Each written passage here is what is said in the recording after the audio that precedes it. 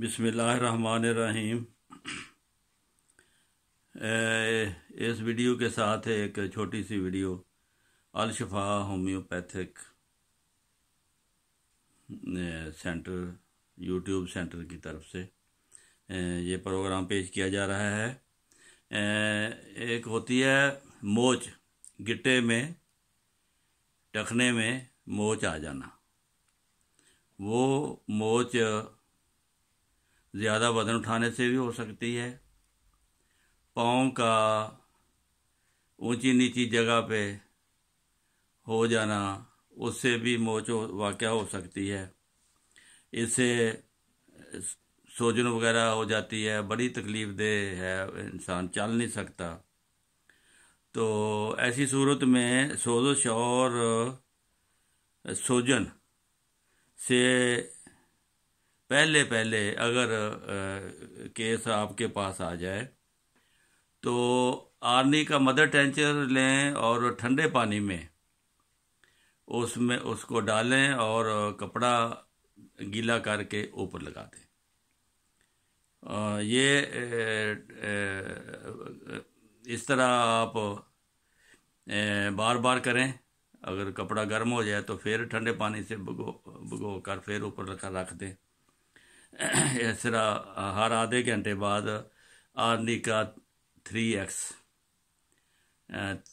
Arnie का दें, इंशाल्लाह ताला जल्दी फाका हो जाएगा।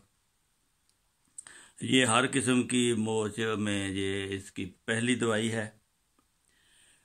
अगर बोझ उठाने से हुआ है, मौसम नमदार है, मरतूब है,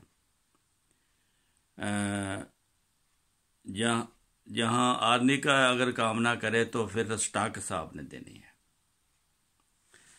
इसके अलावा अगर असाब में शदीद दर्द है, फाका नहीं हो रहा, मरीज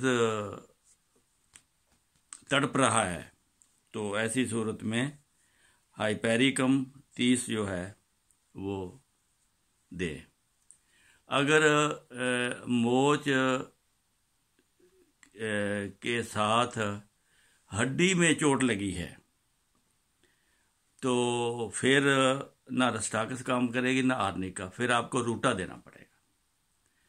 हड्डी की चोट के लिए रूटा,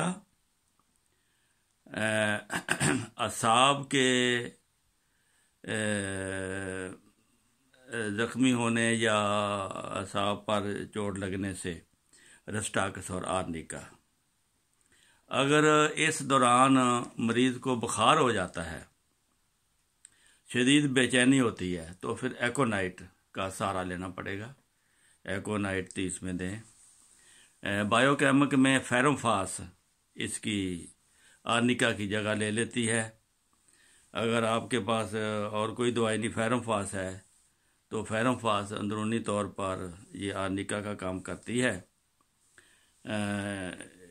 ये मोच के पुराने असरात को भी दूर कर देती है। तो ये है मशहूर मोच की अद्वियात और इसका इलाज।